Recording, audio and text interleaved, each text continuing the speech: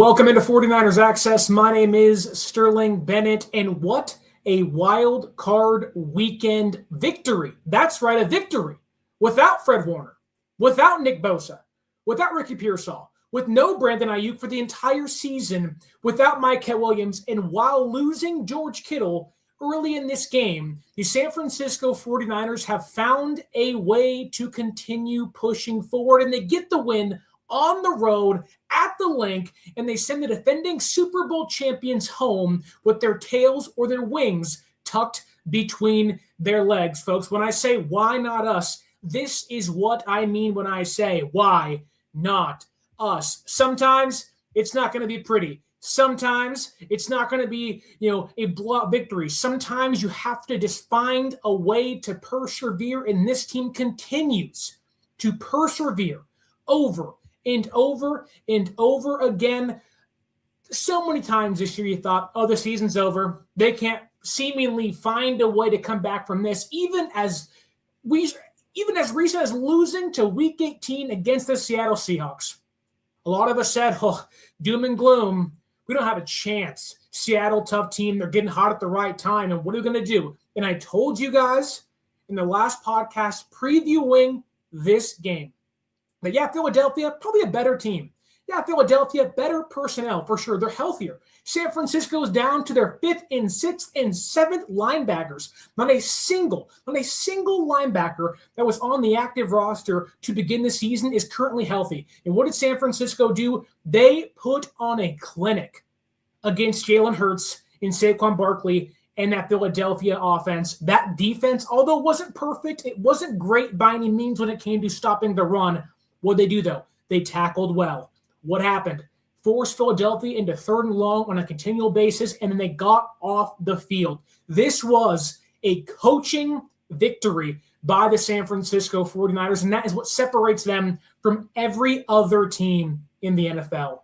McVay, Stafford, they're great in their own right, but what San Francisco has and continues to overcome, and even if the season ends next weekend in Seattle, number 1 seed Seahawks against the 6-seeded Niners, even if the season ends there, this will be one of the greatest playoff wins of Kyle Shanahan's entire tenure in San Francisco. That includes multiple NFC championship wins. That includes a 44-burger on Green Bay at home when they passed the football 8 times. This was a coaching clinic. They suffocated that Eagles offense, and it just took one drive. The entire game, if you follow us on social media, I kept saying offense, give me one drive. And when everything felt like it was over with, when the season felt lost, what did San Francisco find a way to do?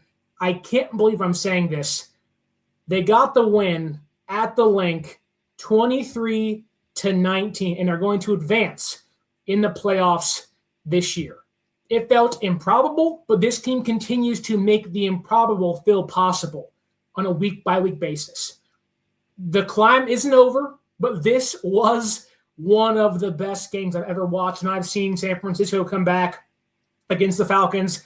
I've seen San Francisco almost come back against the Ravens in the Super Bowl. I've seen San Francisco dog-walk many teams with Kyle Shanahan playing or as their head coach.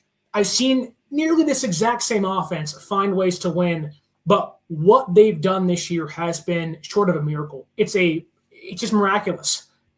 To lose George Kittle after not already having Ricky Pearsall against that Eagles defense and watch Brock Purdy throw 2 pretty bad interceptions and the defense not blink. We'll get into Brock Purdy and Christian McCaffrey and Kyle Shanahan because they all deserve some praise and some criticism in this game, but my God, the defense is the story of the game. Now, Philadelphia's offense isn't great by any means. We knew that coming in. They don't score in the second half very much, and we all knew. You can get in their head, force Hurts to drop back over and over again. You can find ways to win. And this defense allowed over 139 yards, 140 yards flat, and 1 rushing touchdown on the ground. They were getting eaten alive on the ground in this game, but kudos to Alfred Collins, C.J. West, Jordan Elliott, Khalid Davis, Keon White, Bryce Huff, a big TFL, but more importantly, the back, 2 linebackers and 2 safeties and 3 cornerbacks. The back seven. The back seven deserves so much credit. Eric Kendricks, oh my God. Where have you been? How did you not have a job? Does he count as a trade deadline acquisition on the practice squad? This dude should have been playing over Tatum Bethune the whole time. This dude should have been the second or third linebacker on this team all year. Now he has fresh legs, it certainly helps, but even Garrett Wallow, we knew tackling was the key. And what did they do? I can't think of maybe 2 or 3 runs of Barkley where he broke a tackle and kept going. There were lanes, for sure, but as soon as they got hit by a San Francisco 49ers defender, they were brought down. This was a clinic. So many tackle for losses. For as good as that Eagles offensive line has been in previous years, it isn't the same. And for as bad as San Francisco's front four usually is, while there wasn't much pressure put on Hurts, they found a ways to contain him in the pocket. He didn't run for much in this game. And the secondary, I mean, come on. We knew that Hurts was not going to push the ball downfield, or at least he tried, but he wasn't that successful. We knew he couldn't see the middle of the football field. And I got so much grief from Eagles fans saying, oh, Jalen Hurts, top 10 quarterback. Jalen Hurts, one of the best in the league. You don't know how good he can be come playoff time. I just saw Jalen Hurts throw the exact same amount of touchdowns as Jawan Jennings. That's your quarterback you're paying $50, $60, $55-ish million to per year. That's the quarterback you trust, and I get it. The offensive play caller isn't good, Kevin Patullo. Got to fire that guy. But you just let the San Francisco 49ers, again, without their 2 best defensive players, their first-round draft pick this year, their 4th, 5th, and 6th linebackers starting for them, walk into your place without George Kittle, without Pearsall, with Brandon Ayuk probably speeding past Levi Stadium someplace in time right now at 5:32 on January 11th. You let that team walk into your place and beat you? That is embarrassing. For as great as a win as this is for San Francisco, that is an utter embarrassment for the Philadelphia Eagles. They should be pissed. They should be angry. They talked all this crap. They felt like this was an easy outing. Jordan Mailata, the left tackle, was talking all crap on Bryce Huff and saying, oh, it's pretty easy, la-di-da-di-da. And what happened? You let San Francisco stay in the game, and and I know some people may still say, hashtag fire Kyle Shanahan. What are you smoking? You just witnessed, with some bumps in the road, maybe even a massive mountain to climb over, Shanahan plowed through that sucker and overcame against the second best defense in the entire NFC. Now, you play the best one next weekend against Seattle, but my God, this should not be understated how great Kyle Shanahan was. This offense on the first drive of the game set the tempo. We had no idea what this game was going to look like. In fact, we all thought high gusty winds, 35 miles an hour, run the football. It's a CMC game. What did Shanahan do? Screw that, buddy. We're passing it deep on the first drive. Caught that Eagles defense napping. 6 plays, 76 yards in about 3 minutes of time. Purdy was 3 for 3, 74 yards in the touchdown, including a 58-yard reception to Demarcus Robinson. I mean, the offense wasn't great. There was, again, turnovers. They couldn't run the football, but they answered the call when necessary. This is a game I can look back, and my wife does not like football, doesn't watch football. In fact, I awoke her from her nap, her midday nap on a Sunday, screaming and yelling of like, I can't believe what we just watched. And I told her, I said, I know that you caught the tail end. You caught the last drive of Philadelphia. San Francisco walks off and gets the win. I go, you don't realize what you just witnessed, the greatness you just saw. And the thing is, this is a team effort. This wasn't they have one superstar. Some fans may point to, they have Christian McCaffrey. Christian McCaffrey in this game, I caught 2 touchdowns. That's all great. Their primary receivers were Jawan Jennings, who can't separate, Demarcus Robinson, who for the first time all year found a way to separate, which, 6 for 111 in a touchdown. Where has this been all year? This was the Robinson we saw in training camp come to life in the biggest moment, so good for him. But his receivers were Demarcus Robinson, who all year has not been great, Juwan Jennings, who caught one pass for 45 yards, and then it was Sky Moore, Kendrick Bourne. It wasn't like it was a one superstar show. This was a team effort.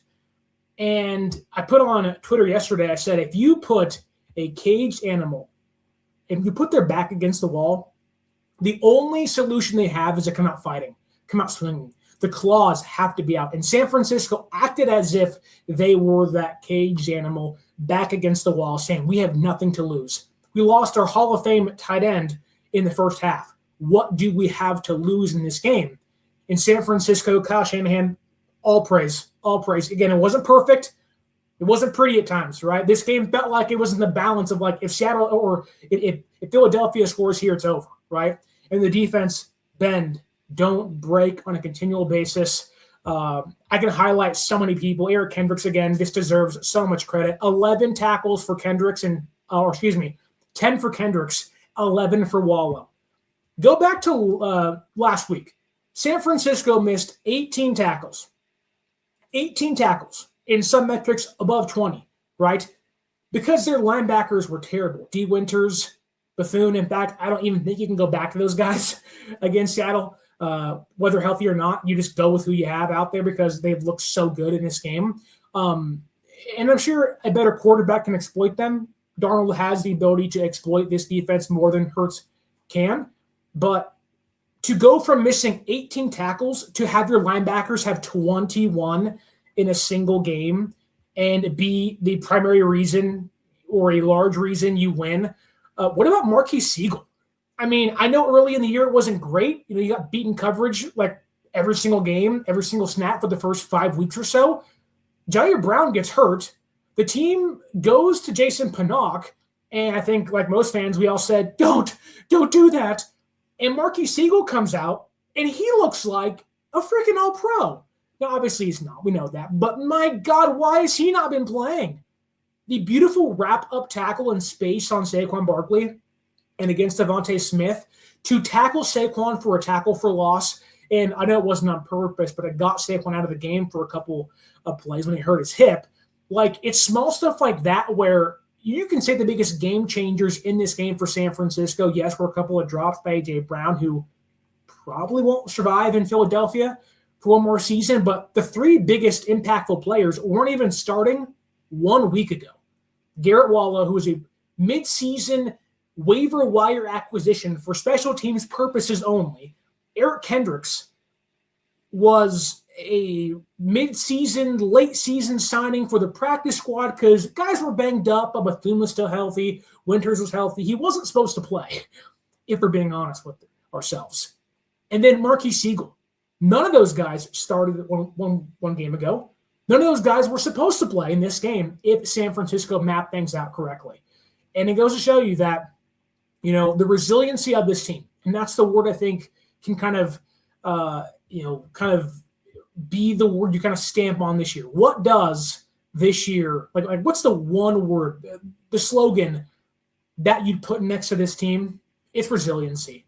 And enough cannot be said for the culture in that room, for as many times as young guys. And don't forget, 11 rookies were drafted on this team. 11. You had Michael out for the year, Alfred Collins, CJ West, 2 big-time players on the inside of this game on the defensive line. Upton Stout, dude, you are a dog. We knew that for a couple of plays earlier in the season, but the way you played the last couple of months or so, I've talked about it plenty of times, he has gotten better. Like, Stout looks like the next great nickel cornerback in San Francisco. Now, what does that mean? We'll see as the years progress, but in big games like this, you want to make too many declarative statements, but Stout feels like the true big hit in the defensive class right now, which didn't seem like it would be when things started out.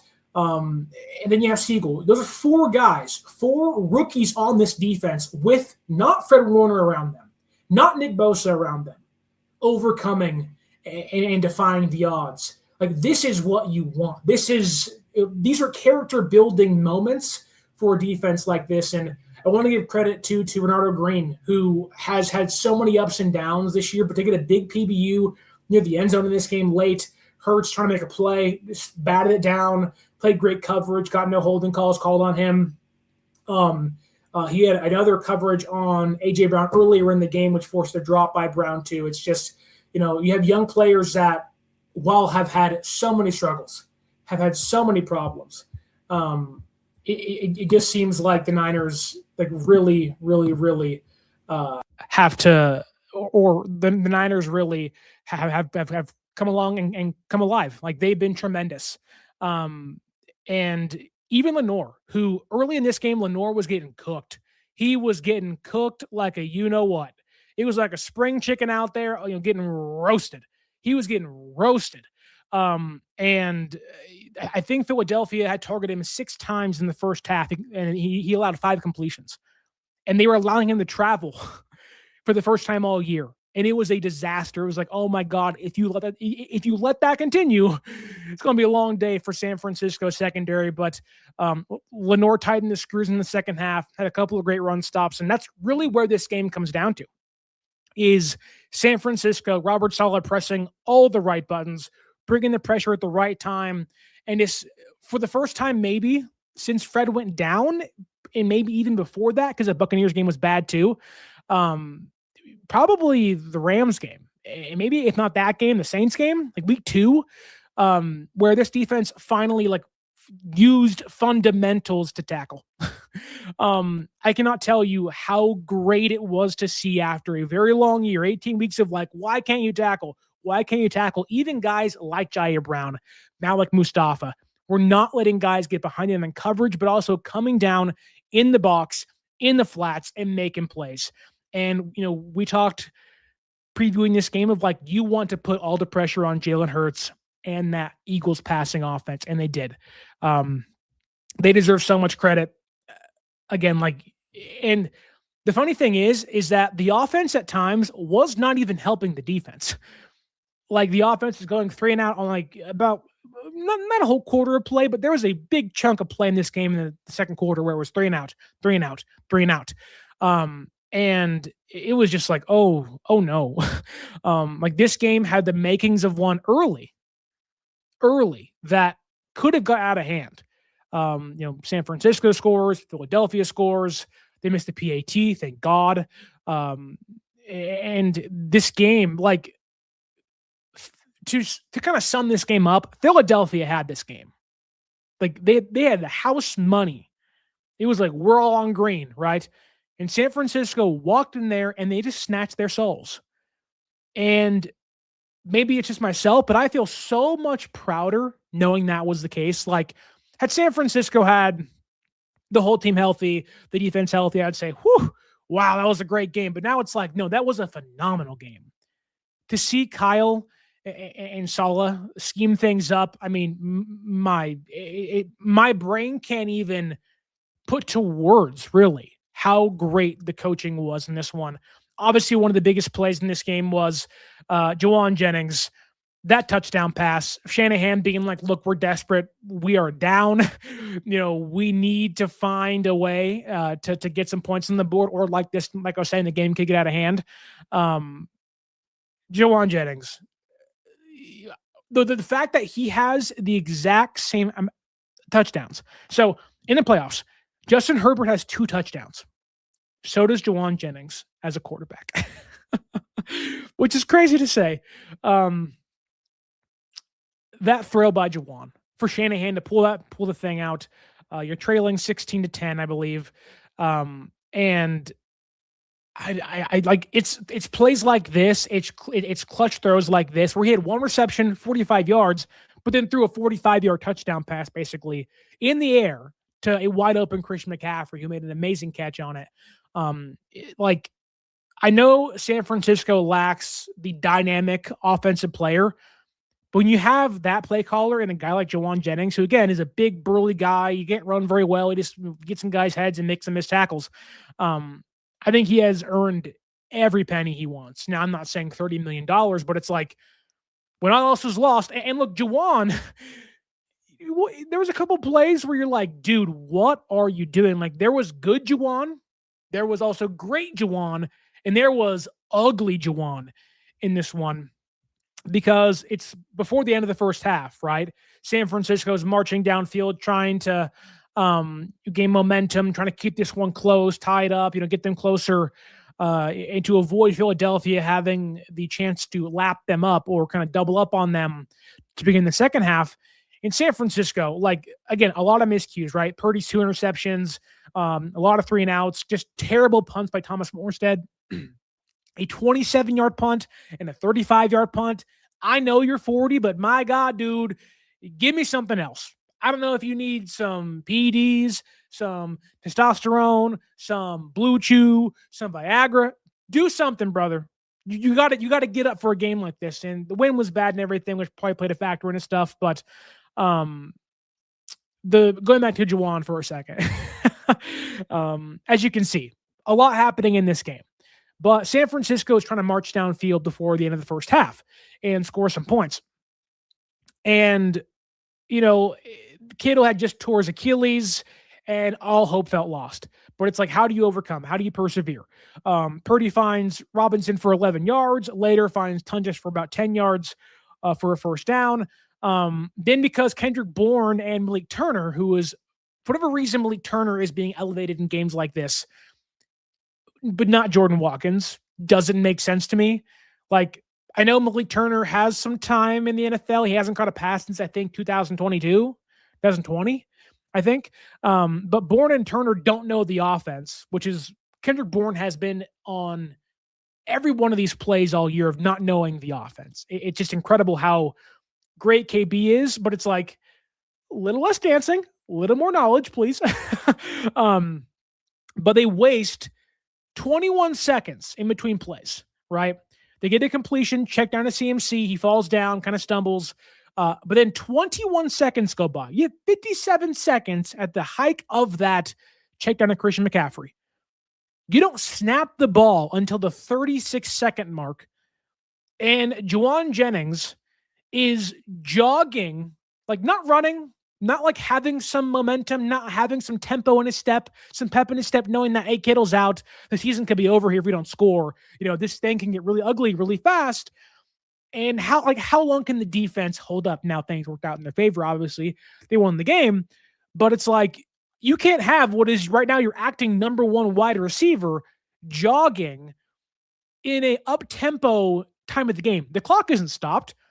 And again, it didn't matter in the grand scheme of things, but it's stuff like that where it's like, great Juwan Jennings, 45-yard catch, a 40-plus yard touchdown throw to Christian McCaffrey. Wow, what a play call. Wow, what a throw. Wow, what an amazing catch to track that ball over your shoulder, basically falling down in the end zone.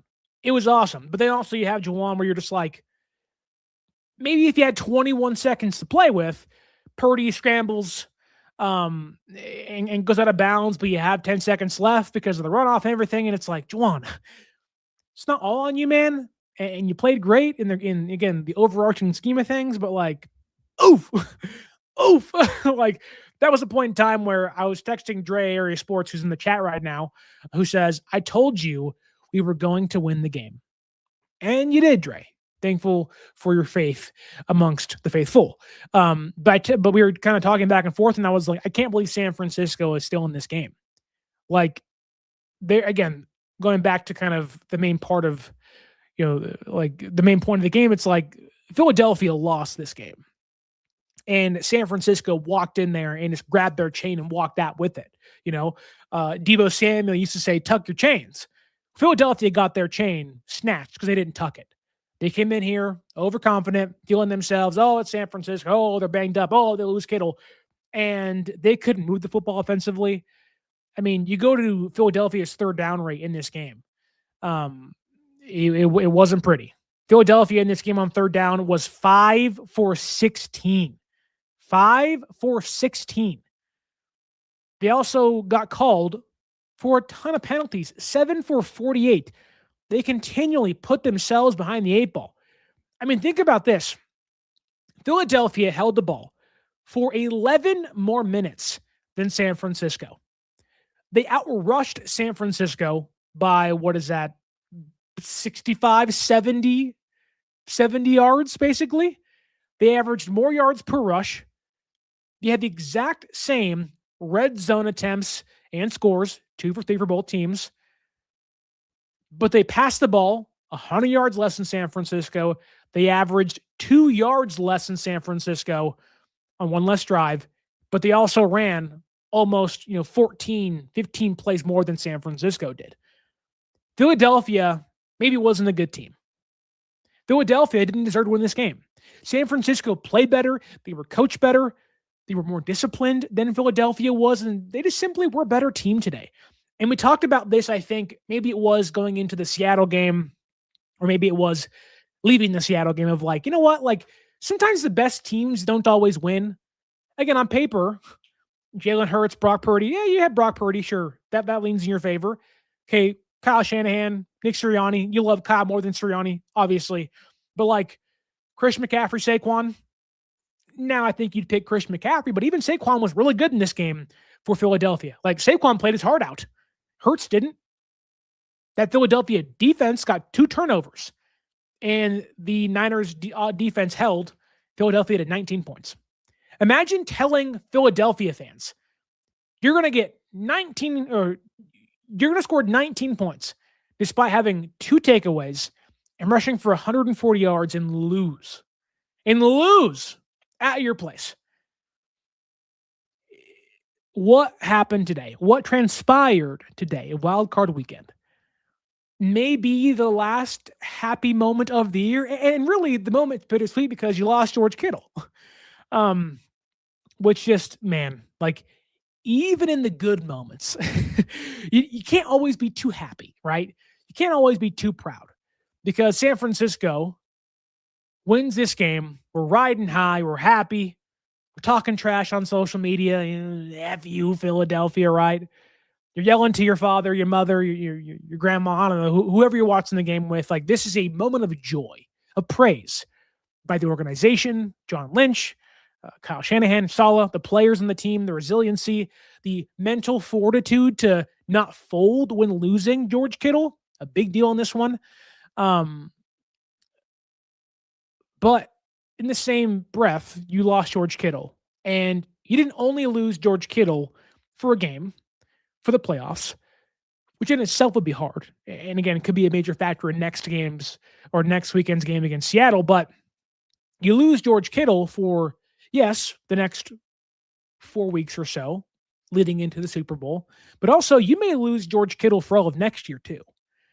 A torn Achilles is a 9 to 12-month recovery process. And again, there's a 3-month window in which maybe you come back sooner, right? So maybe you get Kittle back for, week 18, week 17, but Kittle's not going to be back for August, for September, for October, for November, maybe late November if you're lucky, Thanksgiving, really. Like, you have lost a Hall of Fame All-Pro tight end, not just for this season, but for most of next season. And we aren't there yet. We'll get there when we get there. A whole offseason to go, free agency, the draft. And the injury itself, it's like he may never come back the same. Now, tight ends have a 70% recovery rate, which I think is higher than every other position. So there is some hope. But it's like, for as high as we are now, still bittersweet. Still really bittersweet. But I do want to continue with the praise and kind of getting into the nitty-gritty of this game, because I think on my notes, which are on my phone, it's like 7 pages long. I think I had a total of like 10, maybe 12 tackles for losses in this game. Now, some of those may be tackles for no gain. But it felt like a lot of this game, San Francisco had guys in the backfield, in the flat, which kind of goes into what I was saying coming into the game of like, Hurts can't test this secondary. Hurts can't test these linebackers. If you're not going to have Pearsall, you had Trent, thankfully, which Trent, for as piss poor as San Francisco was running the football, this offensive line gave Brock Purdy so much time to throw. And Trent Williams, I cannot count on my hand how many times you just saw pressure rush in, and you see this 36-year-old behemoth standing tall, holding his ground against, name any edge rusher in Philadelphia, Nolan Smith, maybe Jalen Carter on a stunt. Like, it was like Trent was the last stand a lot of the times. And a big reason why San Francisco won this game was how good the offensive line was, at least in pass blocking. Brendel, Burford, like the offensive line, again, wasn't great against Seattle. They were really good today against Philadelphia. But, this defense, Jalen Hurts, like, I don't ever want to hear Jalen Hurts being a top 10 quarterback again. I don't want to hear that Brock Purdy isn't better than Jalen Hurts, at least today. Now, I know Hurts has the playoff success. He's won a Super Bowl, and not everything comes down to quarterback play today, although a team effort. You saw the difference of a playmaking quarterback and a stick in the mud. And I feel pretty confident saying that because Brock Purdy overcame not having his number one receiver, his number two receiver, and really his number three receiver because he lost George Kittle, right? And he overcame all of that. And he won a game. And Philadelphia had every single starting player healthy besides Lane Johnson. So of the 22, they had 21 of their 22 starters healthy. They were getting guys back healthy. Nakobe Dean played in this game for Philadelphia. They had 21 of 22 starters healthy, and San Francisco overcame that. That's insane. A team that, again, is in their fifth, sixth linebackers and lost so many pieces before this game even started. And thankfully, you might get some guys back, right? Like you might get back G. Winters, who probably shouldn't play. You can get back Ricky Pearsall, hopefully against Seattle, which you didn't see in Week 18. Maybe makes a difference in the divisional round. And it's not going to happen. Odds aren't very high, but you are now one win away from getting back Fred Warner, maybe, which would just be the biggest mind blow of all time, which I was thinking back to this, and this is more of a future conversation, or at least this week, because we play Seattle next Sunday or next Saturday, I think. The last time San Francisco has played a division rival three times was in 2021 against the Rams, I believe. If not, it was 2022 against Seattle. And San Francisco swept Seattle in 2022, beat them in the divisional round, I think, at Levi Stadium. That was the big Brock Purdy game, and they just exploded for a bunch of points and really ran through Seattle. So San Francisco has played, if I think back now, San Francisco has played divisional opponents in a season twice under Kyle Shanahan. 2021, they played the Rams. I think they lost 2 in the first time. They beat them the second time. Week 18, Juwan Jennings, ironically enough, touchdown throw to Deebo Samuel, I think. And then they lost to them on the road in Los Angeles in a heartbreaker we all won't bring up again. The next year they play Seattle. They beat them 3 times in a row. Now they have the rubber match of the rivalry this week against them. So this is not something that's new to them. It's not something that they haven't done before. Like Shanahan and company have played divisional opponents plenty of times in the playoffs, and they've beaten them a couple of times. Not the Rams, obviously, which thankfully they may not have to play them. But they get the biggest test, right? They play the number 2 defense today against Philadelphia in the NFC, and they get the number 1 defense in Seattle next week, which, I mean, you want to talk about coach of the year status for Kyle Shanahan. If he wins that game, and really winning this game, like, I know Ben Johnson won last night against the Packers. I'm sorry. The Packers probably aren't as good as Philadelphia was, at least defensively. I know McDonald has been great in Seattle. He deserves his praise too, but they've been pretty healthy all year. Mike Vrabel is playing tonight. Like, you can make the argument if the Patriots lose tonight against the Chargers and San Francisco already winning that game today against Philadelphia, Shanahan's kind of a shoo-in for coach of the year. Kind of has to be. To overcome this, and it wasn't like there wasn't adversity in the game too. Like, again, you lose Kittle, like, what happens? But it's funny to be on social media and watch fans melt down. Philadelphia fans are just dumbfounded. You have the media giving San Francisco praise, but this is a game where, like, again, Philadelphia should be mad, be pissed. You heard their own fans. They were booing the team during the game. They booing the offense during the game. And it wasn't like San Francisco also wasn't trying to get this game up too. You had Brock Purdy throw 2 interceptions, and you had him throw them at really misopportune times, right? Around midfield both times. The second one was, I think, a better idea than the first one, but still, like, Quinyon Mitchell gets 2 interceptions. He hadn't caught picks all year. He gets 2 in the same game. But again, sometimes the best teams don't win. Sometimes the healthiest teams don't win. I have to keep asking myself this question, like, when does the luck run out for San Francisco? And then I sit back and I go, you know what? Today wasn't luck. And I think a lot of people will say, well, Philadelphia had a down day. That's who they've been all year. Like, we talked, Philadelphia probably was, in my eyes, was going to win. Like, there was no reason for anyone to really pick San Francisco. But sometimes things happen. Sometimes the improbable happens. Like, we have a comment here by Tommy Huxley, who's saying, we're getting destroyed in Seattle. I don't know that. No one knows that. People would have said, and including myself, the odds San Francisco wins any playoff games this year, pretty slim, knowing the injuries they have in the context of their season.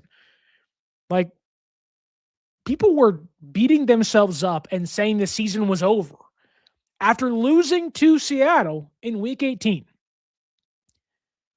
And then San Francisco goes on the road and gets a win in Philadelphia. And I don't know, like, I try to be optimistic here. I try to be positive. I try to give you both sides of the coin. I try to tell you how things could happen. I try to be informative. I try to be passionate too, but also try to be logical and sound and whatnot.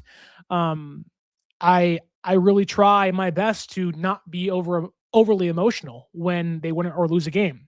And I was sitting on my couch today watching the game, and I was like gearing up. Okay, like, how is this one going to end? What's the lead? What's the start? And this is probably in the third quarter. I'm like, feeling pretty down. Feeling like this one is, hook, line, and sinker if Philadelphia scores one more time. And, sometimes you can be suckered into overbelieving in teams. And I like to think that, all you need is a chance, right? I think I put on social media, and maybe I said it on here a couple of times, like, you give Kyle Shanahan, you give Brock Purdy, you give Christian McCaffrey a chance. I believe in those guys. And even if Brock throws 2 picks, I still believe in them because the defense was so good today, was nearly dominant today, at least against the pass. You had Jalen Hurts evading clean pockets, which he's done that for plenty of times. Like what we saw today from Jalen Hurts isn't new. Evading clean pockets, inaccurate throws deep downfield. It's like, this is the guy. Like, yeah, he had a miraculous playoff run twice. Probably should have won the Super Bowl twice. But when you say lead me, not that guy. And when the defense, is lesser than it has been the last 3 years or so, and he has to find a way to score, like, Jalen Hurts didn't do much today. Like, going to the stat line for a second, the box score, if you will, Philadelphia had 7 passing first downs. 7 passing first downs. They had 167 passing yards on 35 dropbacks. The average yards per pass were 4.6 to San Francisco's 8.7. Hurts was sacked once. That's about half of what he usually gets sacked. So good on San Francisco getting a sack in this game. I know Aaron's pretty happy about that, I'm sure. But like, take Brock Purdy and take Jalen Hurts, for example, right?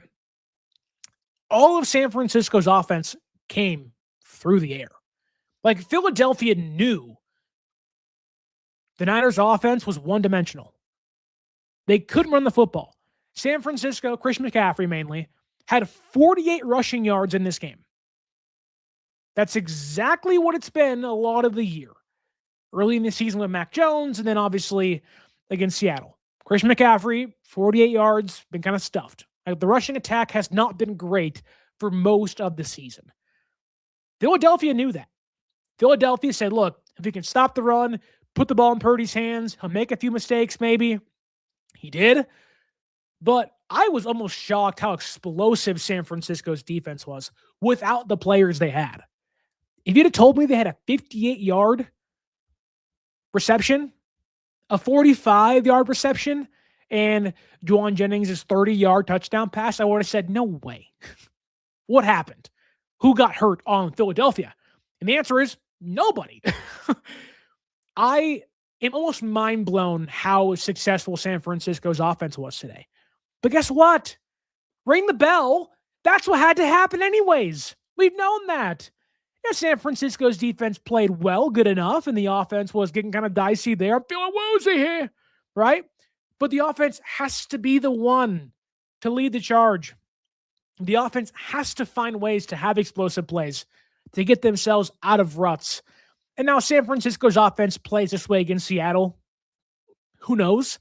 The odds probably would say no. But I think if you gave San Francisco the guarantee of 3 explosive plays and you tell them they're going to throw for 3 touchdown passes, you'd probably say they're going to win. And that's what San Francisco did.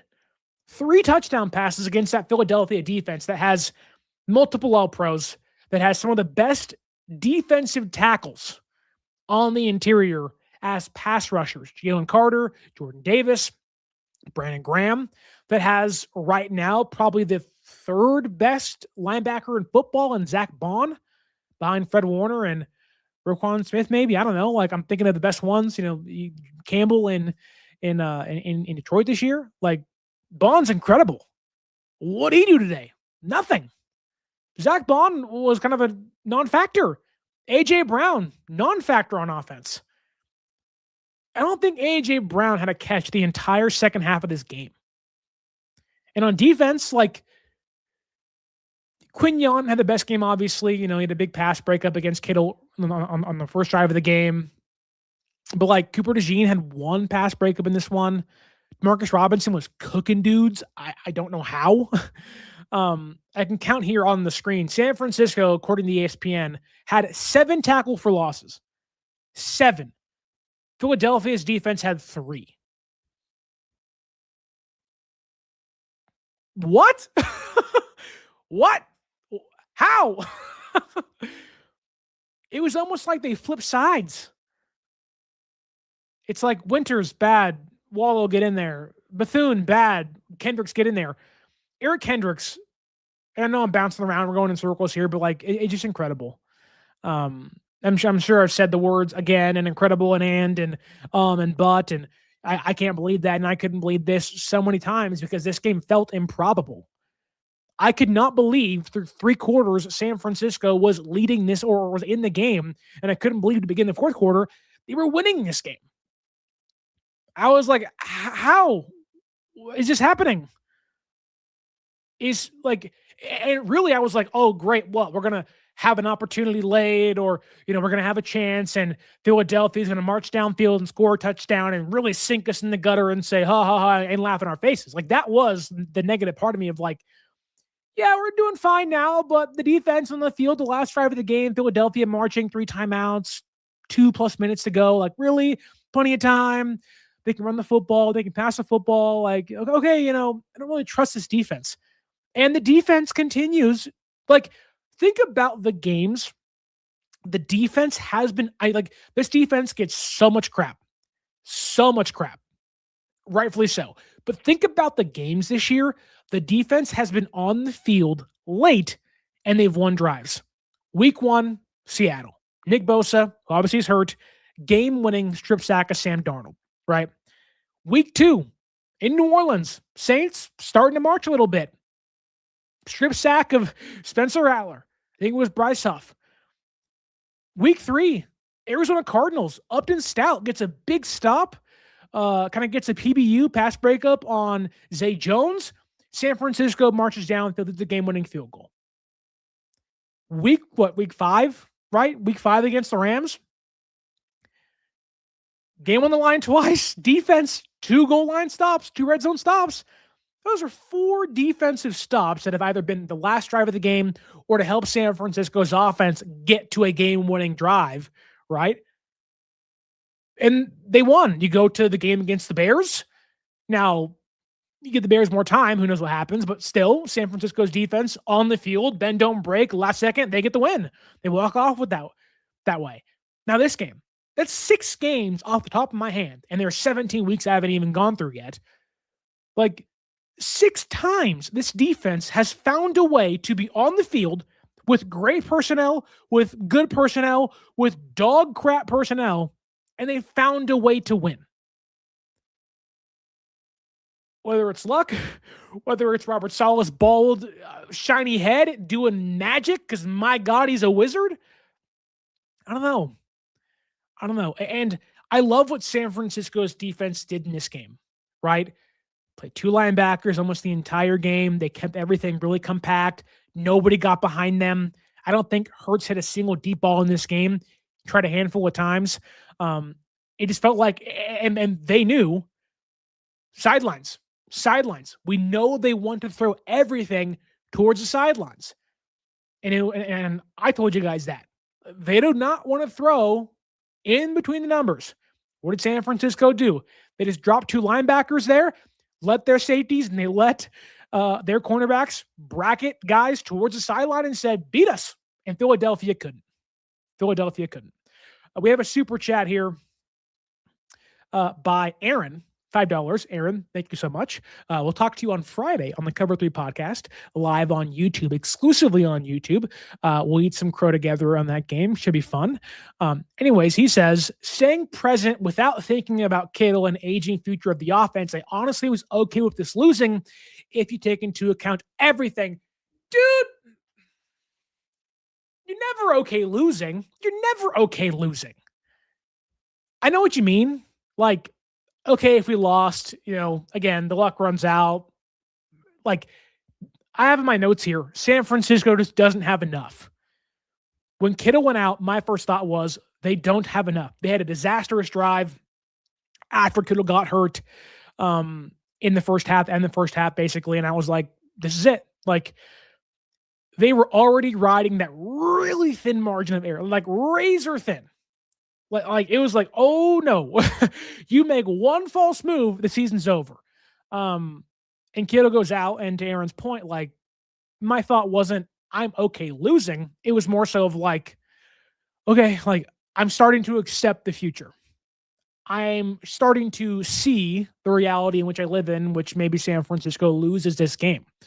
But to their credit, man, they fought. And Aaron, not to come your way, Aaron, because obviously we're friends, but like, dude, you've had no faith all year, brother. You have had, and look, there have been reasons to not have faith.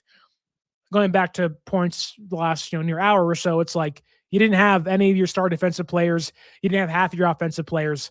And it just, like there's been so many reasons as a fan base to give up. And if you felt that way as a fan, imagine how the team felt. Like, imagine watching your best players go down all year. And just when you think, okay, we're in the playoffs, we're getting healthy, Trent's back, Philadelphia, okay, it's going to be hard, bang, Kittle's out for maybe a whole year. Like, the emotional distress, I'm sure, on the team sucks. And think about Kyle, like, Saleh already doesn't have any hair, I'm sure. Kyle Shanahan's going gray, and I'm sure there'll be a bald spot there by the end of the winter. Because how do you not age drastically after seeing this game? I'm 29. I just turned 29 about 2 months ago. I feel like I'm 50 watching this Niners team play.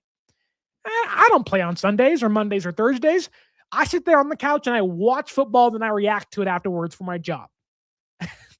And I feel like I've aged 20 years watching this team play. But again, to their credit, I can go through 30 plays in this game that changed the outcome. I can go through 40 plays that changed the outcome. I do want to get into Brock Purdy, though. It's been a long time. Kind of got into him earlier about the interceptions and stuff, but I thought Brock had a really inconsistent third quarter that nearly doomed San Francisco. We didn't get the best Brock Purdy all game. Brock was excellent in that first drive. I thought he was doing enough in that first half to keep San Francisco alive in the game. But to throw, I believe it was 2 second half interceptions, obviously is not great. It sucks. But to do what the other guy can't do, and that's how you play sports, right? Whether it's baseball, basketball, NFL football, your job is to do the thing the other guy can't do. And he outdueled Jalen Hurts today in his own home. To throw for, 268 yards, I think? 262, excuse me.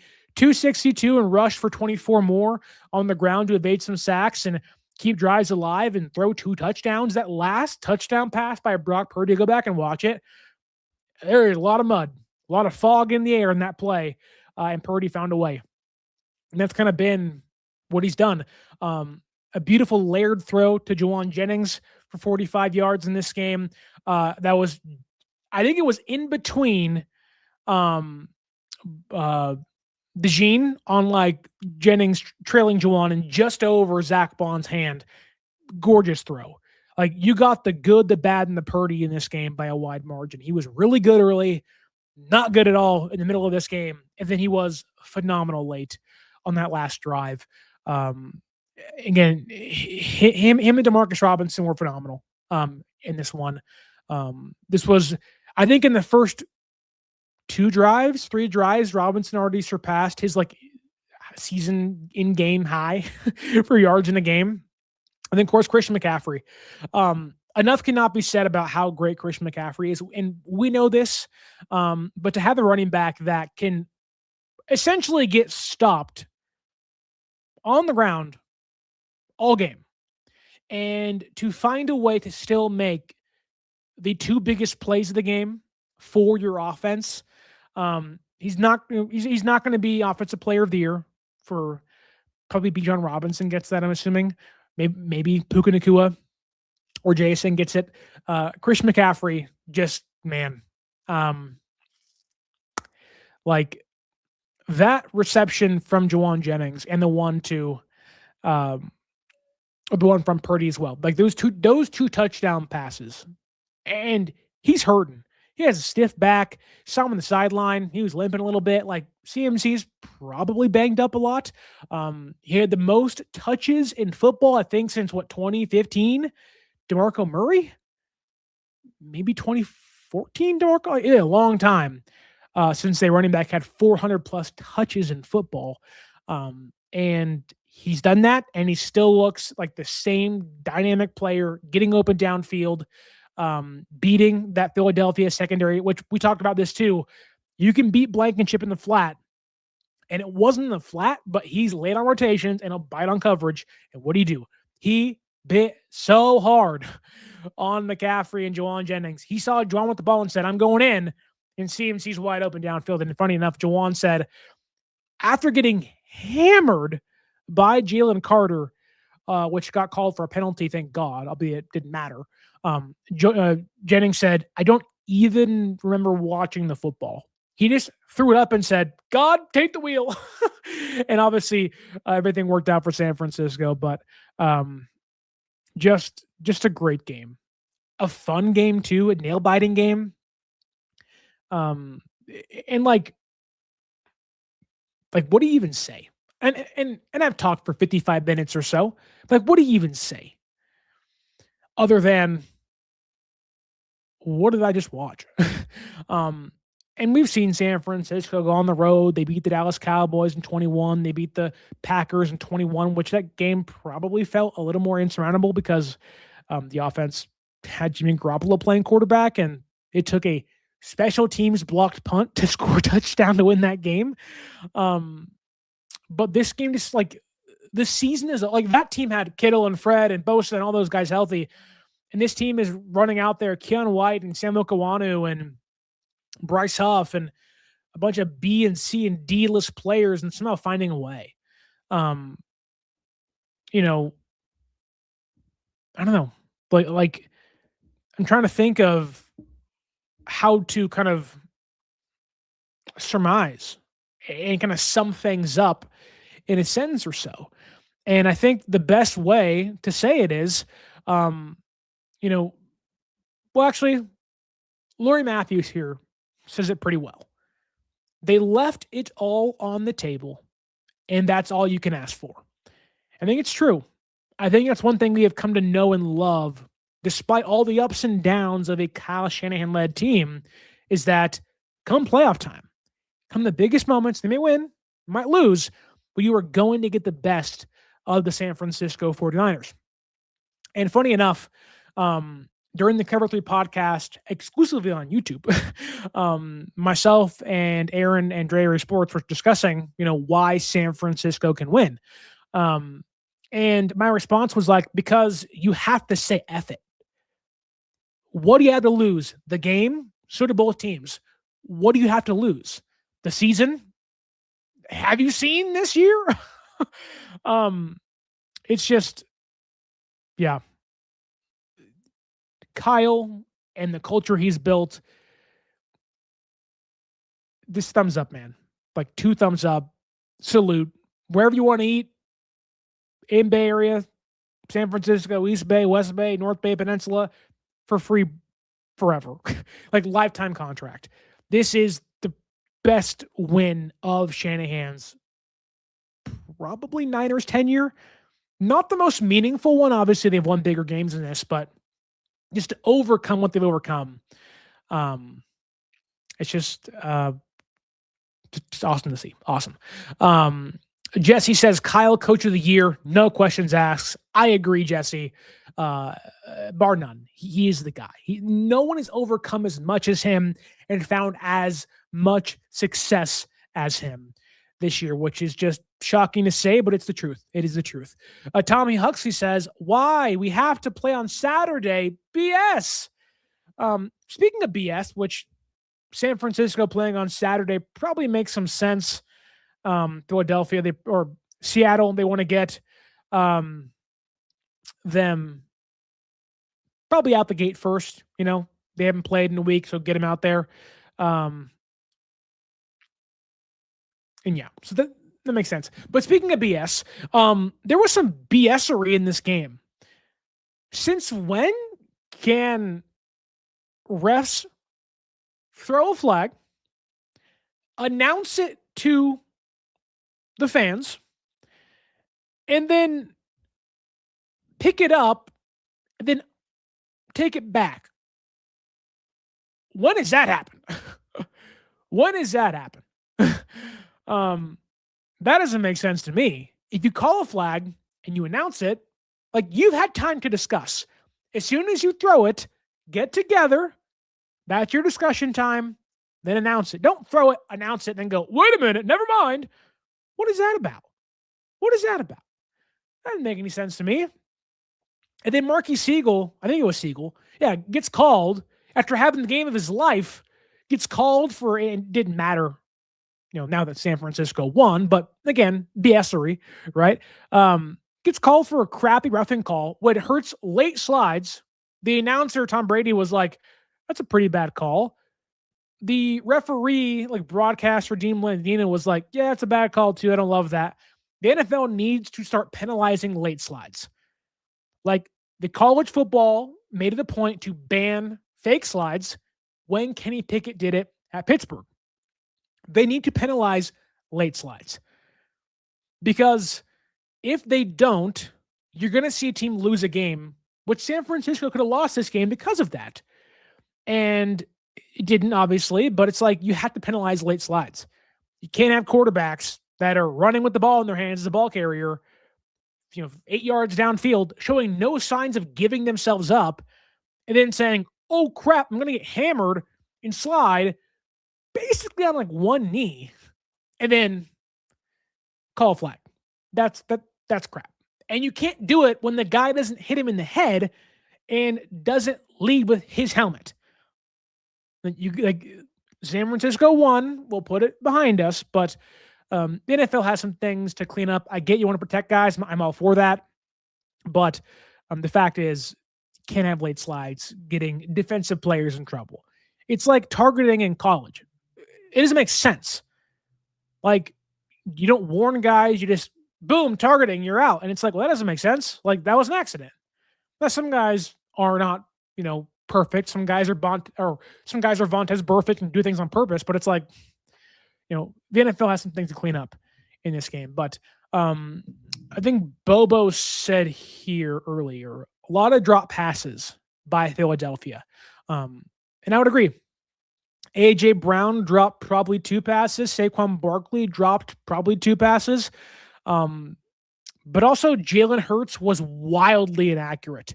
And the one thing you can say about Brock Purdy in this game, and goes back to comparing those 2 quarterbacks, is like, Brock wasn't inaccurate.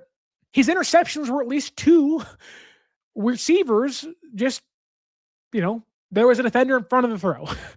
Whereas Hurts was like, he was low targeting throws. He was high targeting throws. He was wide on some throws.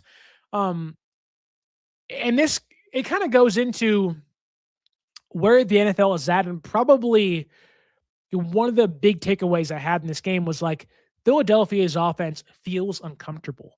They don't feel like they're living in their own skin, right? Like, you watch the Niners offense, for all the guys they have out, you felt like that's San Francisco's offense, right? This is who they are. Brock feels comfortable. The team has, backups on backups on backups playing, but this feels like San Francisco's offense, right? And Philadelphia, all their guys healthy, just feel like they never got into rhythm. And Tom Brady was asking, like, go to some tempo. And they didn't. It was a lackadaisical, kind of slow, methodical Philadelphia offense.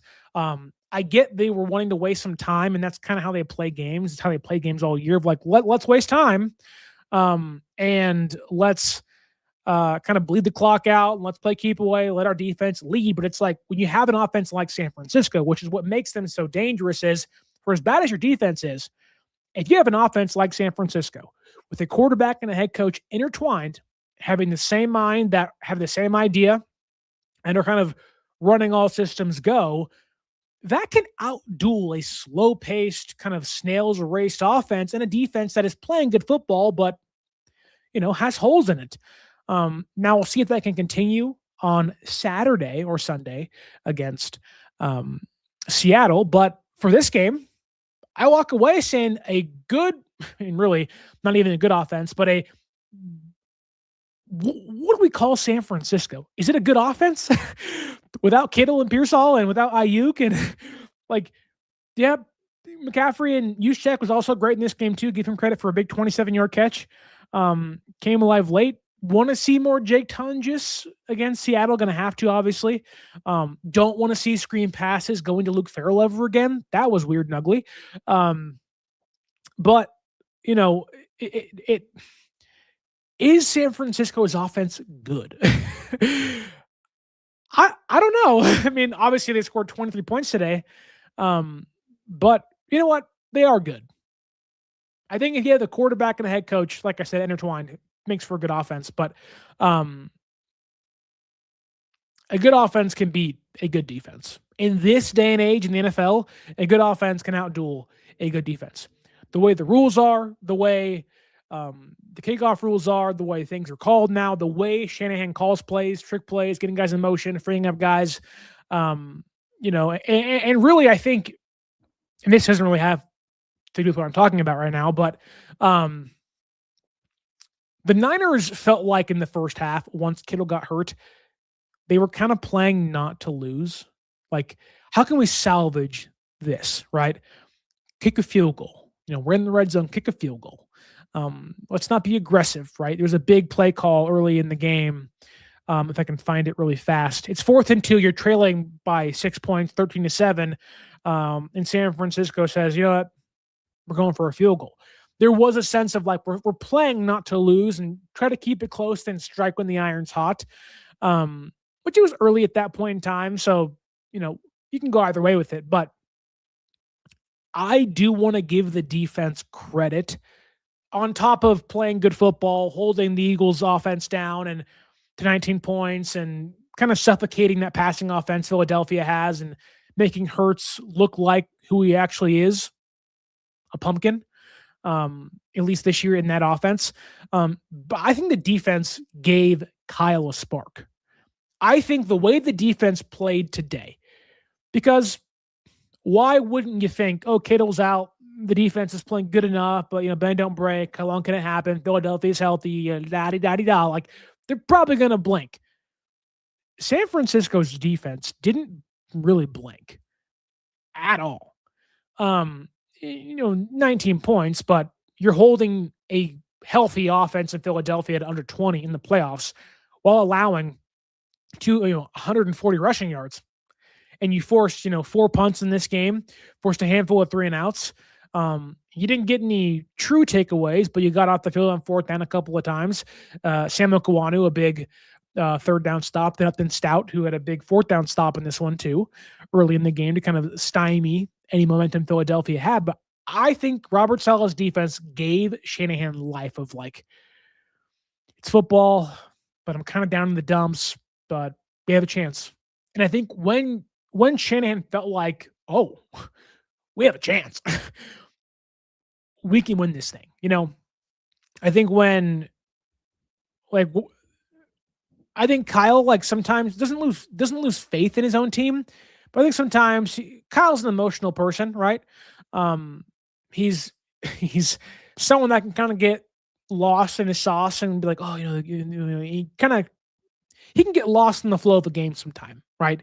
It's often seen in outsmarting, trying to outsmart opposing teams, but Kyle can kind of get lost in the flow of the game sometime. And the defense, I think, being as strong as they were, playing as tough as they were, Kendricks, Wallow, that secondary, Green, Stout, Siegel, my goodness. The way that they played, I think, gave Shanahan life and made him buy into we got this. We got this, or at least we have a chance. And like I said plenty of times today, and I'm sure I'll say it a billion times more in the next 5 days or so, that's all he asked for is a chance. That was my message, albeit it didn't reach many eyes and ears. But you've seen every game in the playoffs end in those 2-minute warnings, right? You've seen, playoff games so far. The Patriots game's on, so we'll see how that goes. But we've seen every game so far. Teams 2 minutes left, 1-score game. The Rams came back and won their game. The Bears came back and won their game. Green Bay couldn't come back at all. The Bills and the Jaguars game.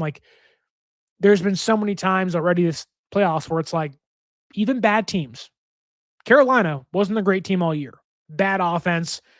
They were winning that game for most of it, or at least late in that one, right?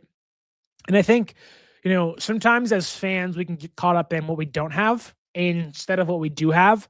We get caught up in that glass half empty mindset, which makes sense. You see the plethora of injuries and you think, well, it's gonna be a nightmare. But I think it's important to kind of remind ourselves of we have just as much of a chance as anybody else does because we're in this game. You made it this far. Records are 0-0, scores are 0-0. And it's they are trying, they have a 50% chance, and so does San Francisco. And San Francisco in this game they outdueled Philadelphia. And I think that, now you play Seattle next week, which will be tough, uphill climb. There's only so much to say about this game because there's so much to get into. Again, Siegel, Kendricks, Wallow, Green, Lenore, even the front four play good at times, not against the run, but just tackling. Again, I've said it, just tackle, for the love of God, tackle. And things can change, and voila, things changed. But, you play Seattle next weekend. It's equally, if not more challenging than this game was. And you have more guys hurt. But funny enough, I think having Tungus and if Pearsall can come back, and I think he will play, to answer Larry Matthews' question here, I think Pearsall will play. I think having the extra week, hopefully he can get back to practice. He was questionable coming into today. The odds were not in his favor to play, but they won. And I think having, now 7 days to kind of get himself ready, I think he'll be ready to go for Seattle, which he didn't play 2 weeks ago. So watch out. That's all I'll say. I'd rather not have to go to Seattle, obviously. But we've been there plenty of times. We won there plenty of times. And, sometimes when the cards are stacked against you, you just got to take your best shot. And I don't know what San Francisco's best shot is against Seattle. Philadelphia was much easier to pick apart. Philadelphia has many more weaknesses than the Seahawks do, but, like that game 2 weeks ago now against the Seahawks at home, San Francisco didn't have their left tackle and their acting number one wide receiver at Pearsall. So I think having those two guys healthy will be a very big get. And losing Kittle sucks, but it's not as if Tungus can't be a factor. It's not as if Kyle Juszczyk can't be a factor. I think Tungus, not to say is equally a receiver as George Kittle, and he isn't the blocker, obviously, but I kind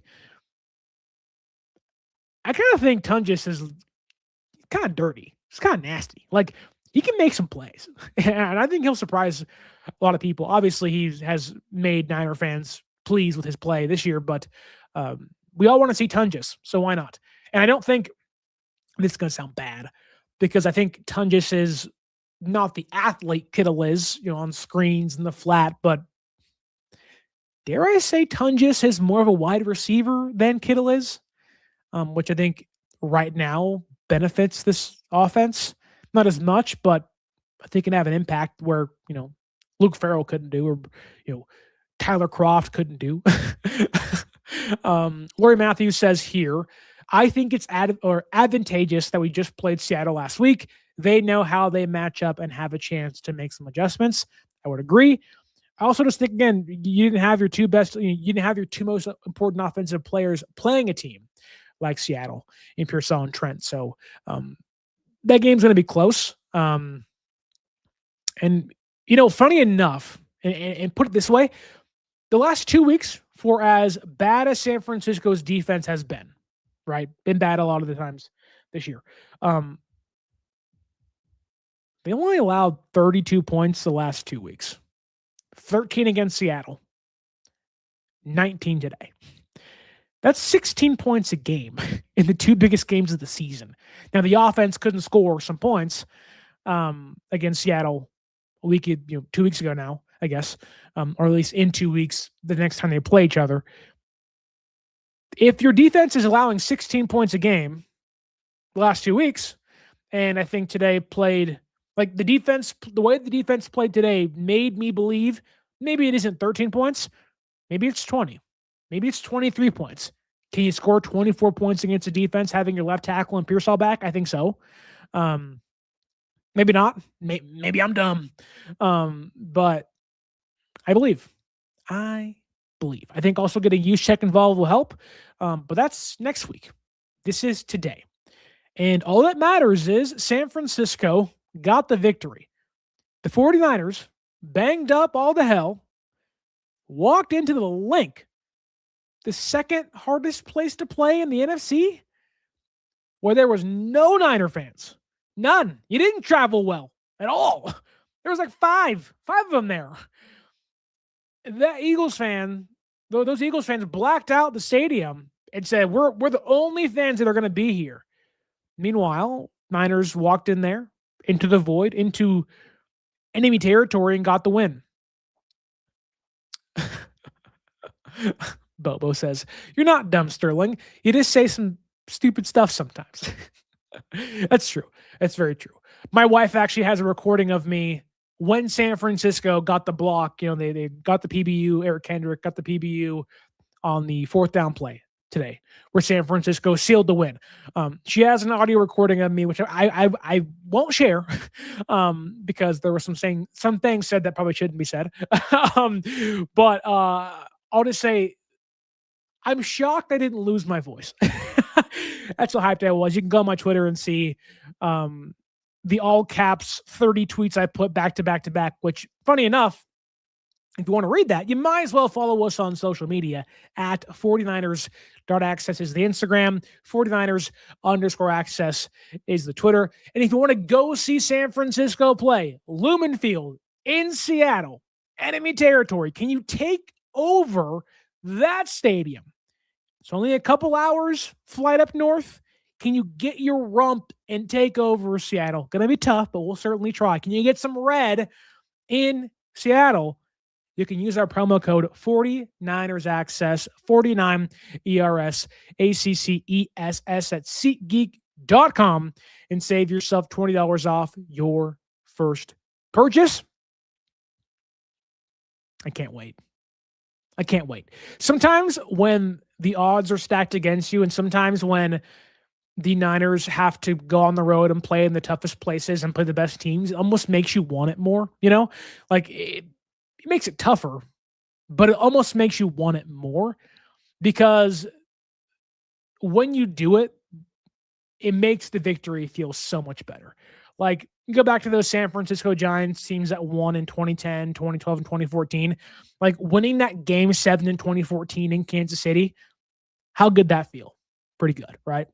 Winning in 2012 when you had to overcome the Reds and overcome the Cardinals in their place. Then you won and clinched the pennant at AT&T and Oracle. And then 2012 winning on the road and sweeping the Tigers. How good did that feel? With Prince Fielder and Miguel Cabrera and that offense. Like, how good that feel? And Verlander and Scherzer, how good that feel, right? 2010, overcoming the odds, the misfit Giants beating the Tigers with Vladdy and Josh Hamilton, the MVP. How'd that feel, right? San Francisco, the Niners. You've been on the road plenty of times. How good did it feel beating the Packers in 2021 and the Cowboys on the road? How good did it feel to clinch divisions on the road in 2019 in Seattle and 2022 in Seattle, right? Winning in Seattle almost feels better than winning at home sometimes, because, the middle fingers you can put up get a little bigger. Your chest pumps out a little more. And I just think that, I'll leave you with this. Niners get the win 23-19 over the Philadelphia Eagles. Send the defending Super Bowl champs home and packing. And they get to play the Seattle Seahawks next weekend, whether it's Saturday or Sunday. And maybe they'll play the Bears or the Rams in 2 weeks if they can get there. But Seattle Seahawks next weekend. I think I send a shot across the bow that every Niner fan can agree with. When I say 3 words: like, share, subscribe. No, I'm kidding. But like, share, subscribe. And to leave you with this, with those 3 words: Seattle Seahawks, the 12s, bring it on. And until next time, Niners win, wild card round victory against the Philadelphia Eagles, and stay faithful.